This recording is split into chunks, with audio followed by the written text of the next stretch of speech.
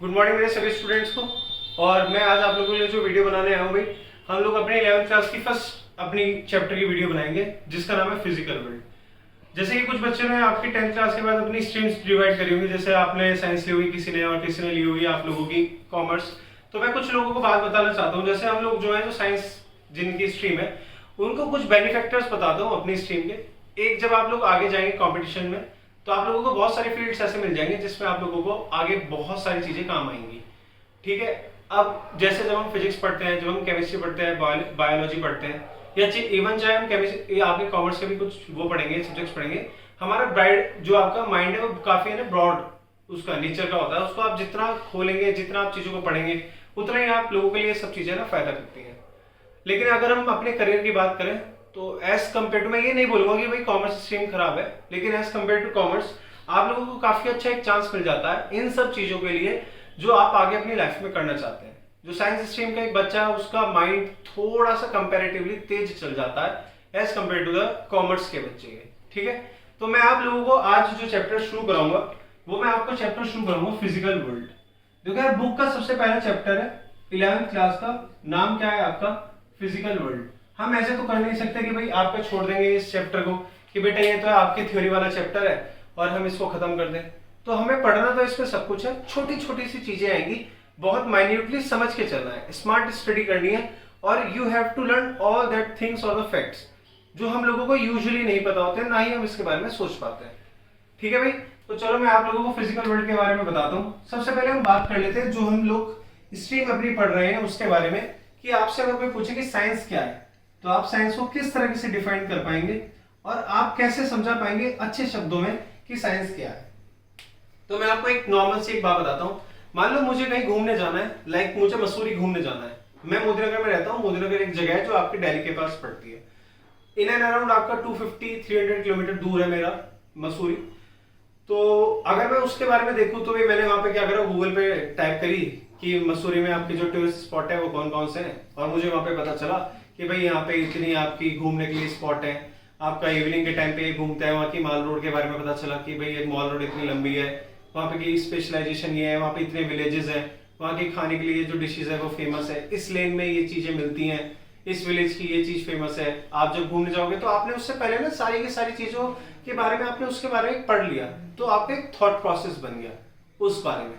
तो साइंस क्या होता है अगर आपसे कोई पूछे तो देखो, एक चीज है जिसे हम बोलते हैं नेचर।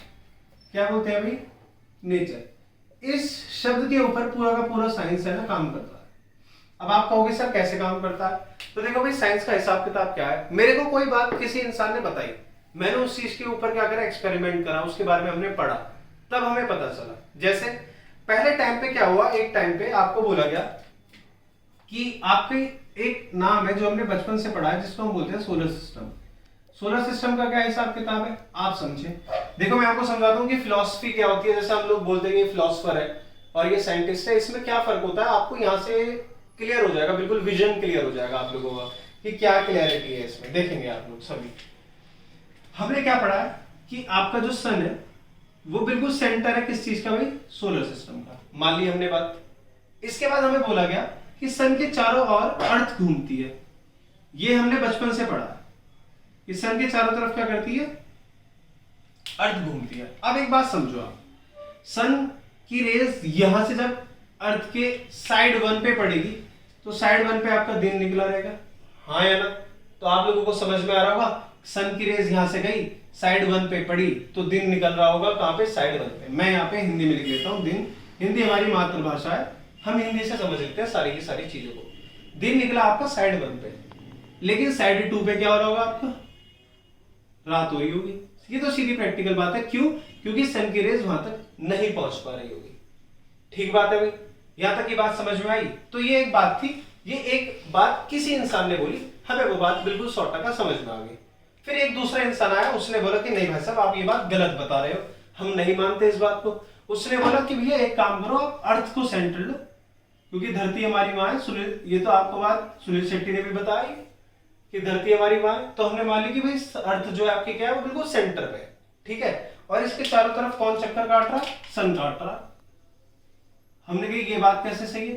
तो आपने बोली कि भैया एक काम करो, आप यहाँ पे लिख लो साइड 1 और आपको पता ही है कि जहां पे सन की रेज आएगी वहां पे दिन निकला रहेगा। मैं कह बात तो ठीक कही है, सही है। और आपका साइड 2 पे क्या निकली रहेगी, रात रहेगी। साइड की स्पेलिंग यार मुझे आती है, मैंने शॉर्ट फॉर्म में लिख ली है, ठीक है। दिल पे मत लेना कि सर को स्पेलिंग नहीं आती, मैं लिख देता हूँ लोग, क्योंकि कुछ ऐसे है कबाड़ी कमेंट कर देते हैं नीचे। तो साइड 2 पे क्या आ गई आपकी, रात आ गई। तो बात ये भी ठीक हो गई, बात ये भी ठीक हो गई। तो ऐसी बातें जब हमारे पहले टाइम पे बताते थे उन्हें हम बोलते थे फिलोसफर्स। इसी बेसिस पे हम बोलते हैं कि सनराइज होता है और सन सेट होता है, ठीक है भाई। सनराइज मतलब जब सुबह के टाइम पे सन निकलता है तब, सनसेट मतलब जब रात के टाइम में आपका सन छिपता है। हमें ये बात समझ में आ गई। लेकिन जो सच्चाई मानी जाती है वो ये मानी जाती है कि sun is the centre of the solar system और उसके चारों तरफ आपका जो अर्थ है वो मूव करता रहता है, ठीक है भाई बात। अब ये जो बात हमने पढ़ी, ये हमने किस चीज की पढ़ी, नेचर की पढ़ी। लेकिन हम सब्जेक्ट कौन से में पढ़ते हैं, साइंस में पढ़ते हैं। आई मेरी बात समझ में। तो आपको अगर कोई पता चले कि जो साइंस का बेस क्या है, साइंस का बेस, तो आप बताओगे नेचर है। सारी की सारी चीजें जो आपकी जुड़ी हुई है वो किससे जुड़ी हुई है भाई, आपकी नेचर से जुड़ी हुई है। तो अगर आपसे कोई पूछे कि भाई एक थॉरर इसकी डेफिनेशन बताओ कि साइंस क्या है, तो आप उसको इलेबोरेशन कैसे करेंगे, क्योंकि यार ये तो एक कंसेप्ट है चीज को समझने का कि ये भाई नेचर है। चलो नेचर से मुझे समझ में आ गया कि इस हिसाब से आपका नेचर है, कि हमने पढ़ लिया सनराइज ऐसे होता है, सनसेट ऐसे होता है। एटमॉस्फेरिक रिफ्लेक्शन आप लोगों को 10th क्लास का टॉपिक है, सनसेट की ब्लू कलर के स्काई होता है आपका, ये सब चीजें हैं आपकी, है ना। आप समझो आगे कि इसके बारे में अगर आपसे कोई पूछे कि व्हाट इज साइंस, साइंस क्या है, अगर इस जब आप पढ़ रहे हो इससे ही आपसे रिलेटेड कोई बात पूछ ले तो आप क्या बताएंगे। वीडियो को थोड़ा सा स्लो करके पढ़ लेना और जो पिछला लिखा हुआ है इसका एक स्क्रीनशॉट ले लेना, उसको इजीली आप जब नोट्स बनाओगे तब आप उसको समझ सकते हो, ठीक है। अब देखो आपसे कोई पूछे कि भाई साइंस क्या है, तो आप साइंस के बारे में कैसे बताएंगे, बहुत सीधा सीधा सा हिसाब करेंगे। जब भी आप साइंस के बारे में पढ़ते हो तो साइंस को हम चीजें तब मानते हैं जब वो रिटर्न फॉर्म में हो। किस फॉर्म में हो बच्चों, रिटर्न फॉर्म में हो। इसलिए न्यूटन को बहुत बड़ा साइंटिस्ट माना जाता है क्योंकि उन्होंने हर आपका जो लॉ है उसका प्रूफ दिया है, उसका रिटर्न फॉर्म में उन्होंने लिखा है। तो साइंस में हम सबसे पहले क्या करते हैं, चीजों को लिखते हैं, लिखा गया, अच्छा लिख दिया, और लिखने के बाद क्या किया गया भाई, तो हमसे बोला गया कि भैया लिखने के बाद आपका कारण बताते हैं। दैट मीन्स उसका रीजन बताएंगे कि हमने लिखा ये है और इसके पीछे का जो होने का कारण है वो ये है। तो हमने क्या बता दिया, उसका कारण बता दिया। अब जब हमने कारण बताया तो हमने उसके बारे में सोचा भी होगा, भी एक सोच बनाई होगी ना कि हमें इस वजह से ये काम हुआ, तभी तो हमने वो लिखा। तो हमने क्या करा, उसके बारे में सोचा भी होगा। तो हमने लिख भी लिया, कारण भी बता दिया, सोच भी लिया। अब सबसे लास्ट काम क्या करा, हमने उस पर क्या कर दिया भाई, एक्सपेरिमेंट कर दिया। तो साइंस के ये कुछ बेसिक स्टेप्स हैं जिनको हम क्या करते हैं, फॉलो करते हैं, और इसी को ही हम बोलेंगे साइंस। तो अगर आपसे क्या पूछे कोई कि साइंस क्या है, तो आप साइंस के बारे में बताओगे क्या। मैं आपके सामने डेफिनेशन लिख के बता देता हूं। Science is an organised knowledge. कैसी नॉलेज है भैया आपकी, ऑर्गेनाइज्ड नॉलेज है। अब आपने बोला कि भैया ऑर्गेनाइज्ड कैसे है, तो आप देखो, आप सबसे पहले लिखोगे, उसके बाद आप कारण बताओगे, फिर आप सोचोगे, फिर आप एक्सपेरिमेंट करोगे। That was organised. आपने हर स्टेप बाय स्टेप किसी काम को किया, तो आपने इसको क्या बताया कि science is an organised knowledge, ठीक है भाई। साइंस के कुछ आपकी ब्रांचेस होती हैं, आपने फिजिक्स पढ़ी, आपने केमिस्ट्री पढ़ी, आपने बायोलॉजी पढ़ी, ठीक है, और इसी के फर्दर और भी पोर्शंस होते हैं आपके, आप सब कुछ इसमें पढ़ लेते हैं, ठीक है भाई। तो आप एक बार science is an organised knowledge ये है, इसके बेसिक स्टेप है। आपसे कोई पूछे कि नॉर्मली अगर आपको कोई बताना, इलेबोरेशन करनी, तो आप इस तरह से बता दें कि साइंस में हम चीजों को लिखते हैं पहले, हम तभी किसी भी चीज को साइंस में अंदर मानते हैं जब वो आपके रिटर्न फॉर्म में हो। फिर अगर वो रिटर्न करेगा फॉर्म में तो आप उसका रीजन भी बताओगे, तो आप क्या करोगे, उसका कारण बताओगे, फिर आप उसके बारे में सोचोगे, और जब आप उसको सोचोगे तब आप क्या करोगे, उसके रिगार्डिंग एक्सपेरिमेंट करोगे। यहां तक की बात में अगर आपको कोई प्रॉब्लम है तो आप मुझे कमेंट बॉक्स में कमेंट करके पूछ सकते हैं। अदरवाइज यहां तक की बात का आप एक स्क्रीनशॉट ले लीजिए, और फिर मैं आपका नेक्स्ट टॉपिक बताता हूं, आपकी एनसीईआरटी की बुक का जो है साइंटिफिक मेथड।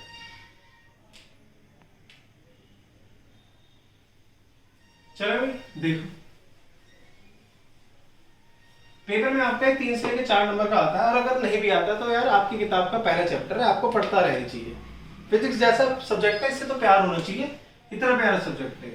देखो भाई नेक्स्ट है आपका साइंटिफिक मेथड। बहुत मजा आएगा, बहुत आराम से एक चीजें समझ में आएंगी, मेरी गारंटी है। आज हो भैया साइंटिफिक मेथड को समझने के लिए सबसे पहली बात बताओ, जब हम लोग किसी मेथड की बात करते हैं तो हम बात करते हैं स्टेप की। तो हर मेथड का एक स्टेप होता है, हम उस स्टेप को फॉलो करेंगे, हमें सारी की सारी चीजें समझ में आती रहेगी।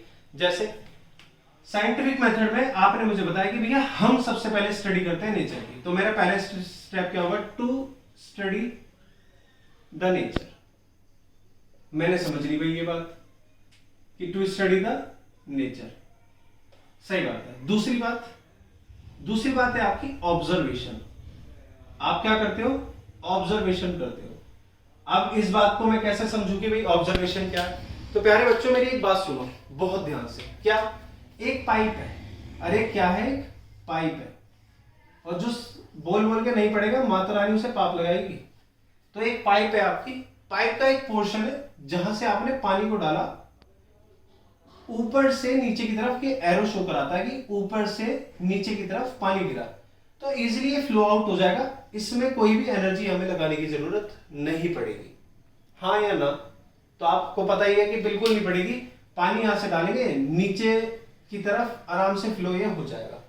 अब भैया एक आदमी आया, उसने बोला कि भाई एक काम करो, टाइम वेस्ट कर लो, और अब यहां से पानी को ऊपर पहुंचाना है इस पॉइंट पे। तो भैया मैं सुबह से लेकर शाम तक लगा रहा हूं, बिना फोर्स लगाए, बिना वर्क लगाए मैं पानी यहां से यहां नहीं पहुंचा सकता। मुझे कुछ काम करना पड़ेगा, कुछ वर्क करना पड़ेगा, मुझे मोटर लगानी पड़ेगी। मोटर जब ये लगेगी तो पानी